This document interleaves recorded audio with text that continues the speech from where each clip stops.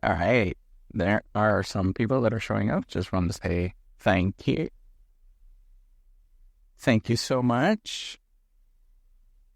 Thank you. Thank you. All right. There's a bunch of people that are showing up. That's great. One of the things that I wanted to think about was, and wanted to talk about was how,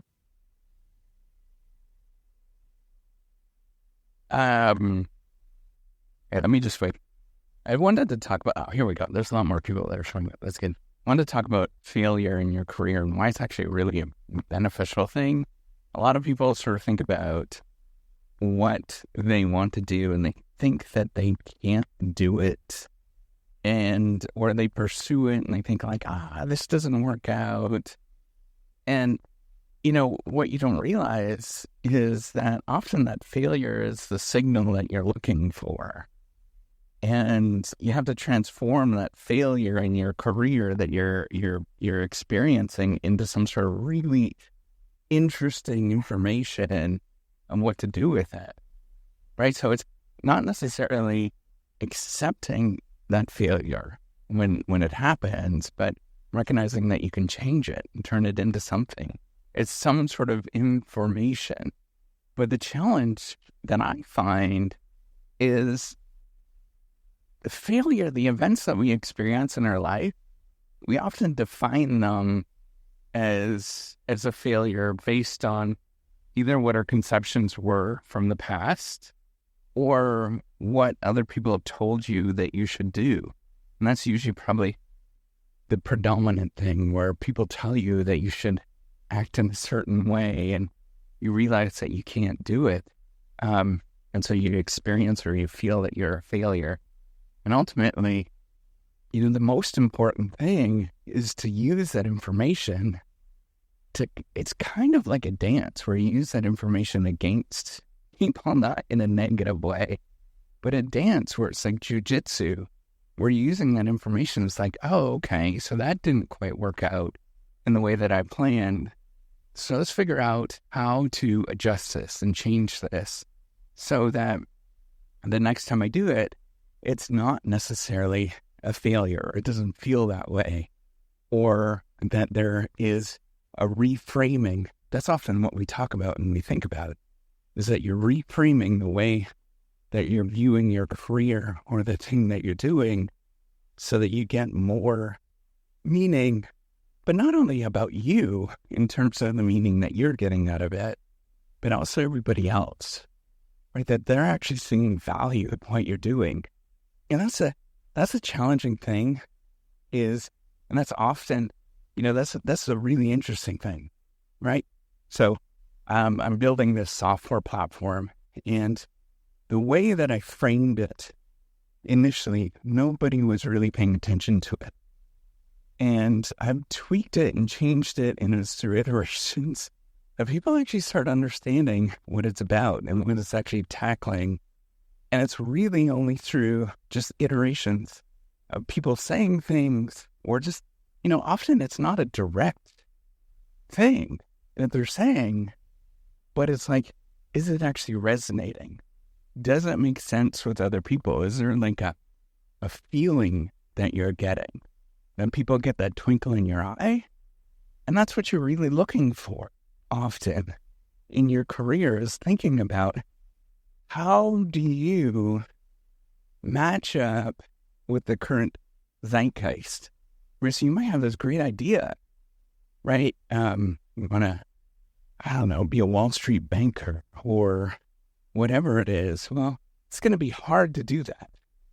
But you can tweak it as you go until it actually matches what you're expecting or that you want to do, until it actually fits. And it's this kind of play that you're kind of always looking at how to fit with the genre of the world around you, or the things that you really would love to fit with. And it just takes an awful lot of time and an awful lot of iterations where you finally get there. And you have to be honest with who you are, with your career and what you're doing. And that's the thing that's the hardest. It's just being really brutally honest. Like,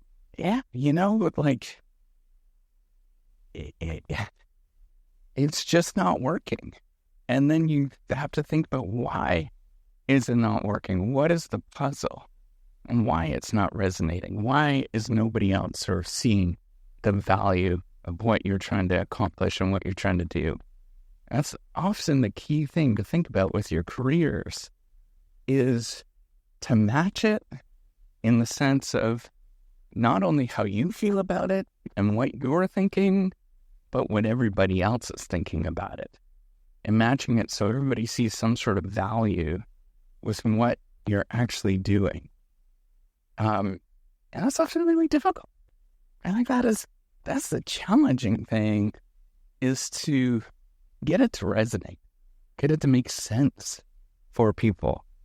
And the only way now, how to get it to resonate, how to sort of fit your career with what everybody else is doing and thinking. The only thing that I know is just repetition. Right? Like, that's at the ultimate, at the end of the day, it's often just repetition of trying stuff, of thinking, of, being in that state of that you feel like a failure, being in that state where you don't feel good. And it's that repetition over time of like, okay, this is not working. How do I feel more like a failure at any given moment so that I can do better? Right? And I know that sounds really, really counterintuitive, but it's often been the big link with everything that I've done, is looking at, okay, this moment is not working out. And so I can deny it.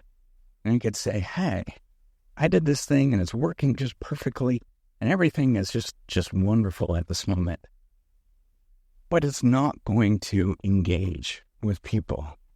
But if I say, oh, this is just not working out, and I don't know what the heck I'm doing, and I wish I knew what I was doing, but I just don't get it. All of a sudden, I start changing the way that I view the world, and I'm not thinking about myself in that moment. I'm thinking about how other people are perceiving this particular thing. Right? So, as I mentioned, it hurt to build the reciprocity platform, the sort of software platform. It really hurt when nobody was using it. Not that many people are using it. And it really hurt because I spent so much time, so much money at this particular thing. And it wasn't until I actually started telling the story, and it's the same as you, it's not until you actually start going in and thinking about the things that are going on with you, that things start changing, right? It's like if you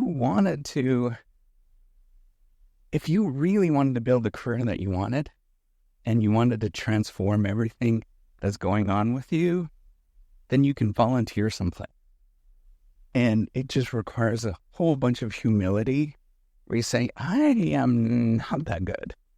And I'm going to volunteer my time for a venture capitalist, or I'm going to volunteer my time for somebody, and I'm going to do that for a long time. And that's the thing. That's where you have to be like, I'm going to volunteer my time. In my mind, I'm going to do this for 5 years.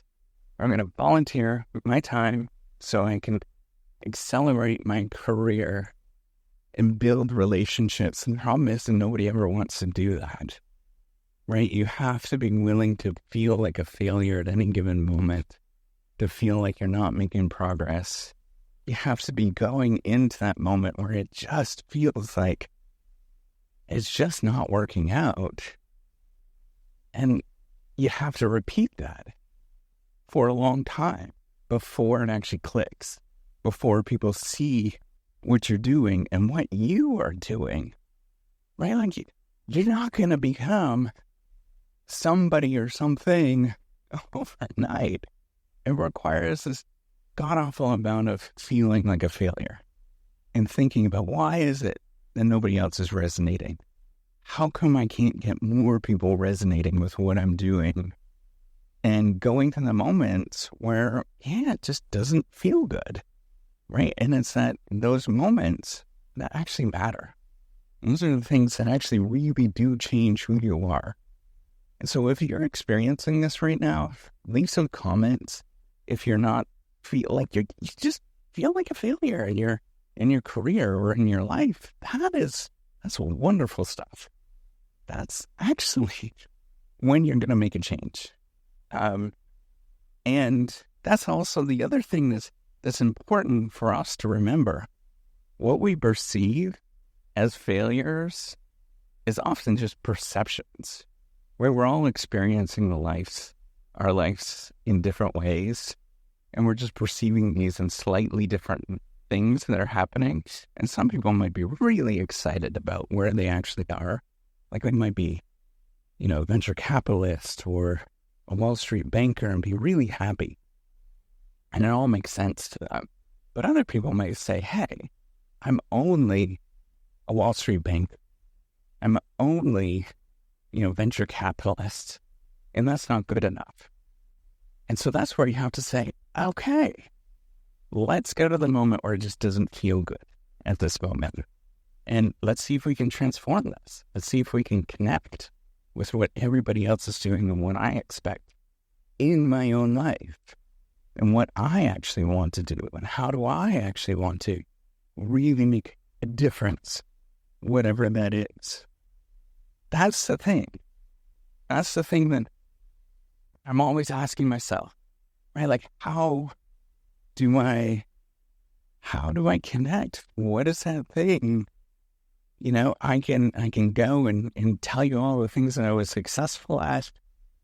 Nobody cares, right? Like, nobody cares. But if you go to the moments where you're really thinking, or you're really pausing and thinking about what you really want to do, then you have to open up and go to those moments where it's just not working out, right? And I'm hoping, Beth, thank you for that. That's the thing. Like, you are often imagining yourself in this one way of that I should be this highly successful individual.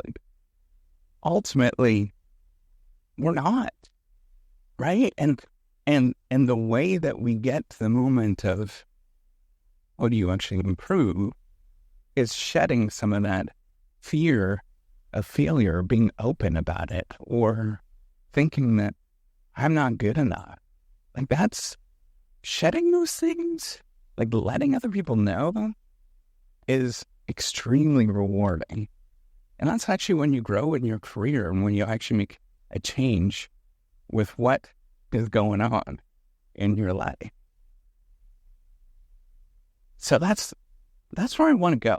That's what I was thinking about today, is failure is not it's not a bad thing, right? Like, that's actually, in your mind, you're thinking that way, that failure is a bad thing. But in reality, it's actually the thing that matters the most, right? If you are a successful individual and everybody loves what you're actually doing, it means that you're actually not accomplishing anything. You're really doing something that is pretty ordinary, and you're just fitting in with the existing framework of how everybody else is thinking. But if you're constantly breaking things, making mistakes, not knowing what to do, puzzling in your mind, how do I actually connect with people? Puzzling in your mind, like, man, I'm just not there, then you're constantly going to be growing. And there's going to be so much growth that goes on, which is ultimately, that's at the end of the day, that's often, at least for me, the reason why I keep going is because I'm actually growing as an individual. And so the only way I can grow as an individual is repeatedly experience and feel those feelings of failure, feelings of, often just shame, or feeling like, man, what did I do? That's the thing that's interesting, right? When you have those experiences where you think, what did I do? Or that was a mistake. It means you actually learned and growing, right? Like those moments of shame, those moments of like, man, I screwed up. That was totally wrong. That's actually when you realized, oh, I might actually try to do something differently the next time. And let's see what's going on in terms of other people, how they're going to frame this and how they're going to think about this. At this moment when you screwed up and it feels like you're a failure, that's because before you thought you were doing the right thing. You didn't have the information at your fingertips that you have right now. And now you have a whole bunch of information. And that whole bunch of information is probably correcting what you would have done. I mean, I've done that so many times in my own career where I think, oh, wouldn't it be nice if I just had this and I get this thing and then I go and pursue it, or, get that information. I realize, oh, it was a disaster. And that is the moment where I actually grew. And if I look back and I think, at least for me, I feel like, those negative emotions of failure. But at least for me, when that happens, that's when I actually have grown. And I learned that I'm not going to do that thing again, or I am going to do that thing again. Right? That's the key thing to be thinking about this. Okay. So, is there any comments or questions at this moment? I'm curious to see if anybody has anything. I kind of feel like those influencers that are online, but whatevs. No questions or thoughts at this moment. I do appreciate everybody showing up and saying something. It is really cool to see people, and this is the thing, when I started actually talking about failure in a very open way, and those emotional responses that you get, that you just don't feel good, everything really started to change for me in so many different ways, where it wasn't necessarily that I had changed. It was just that people can see that there's something that's going on. And so that's where you need to really be open about all of the failures that you have. Actually, that's a good exercise. Type in any particular failure that you have that you want to get off your chest at this moment. And it's so important to do these things, to let it go.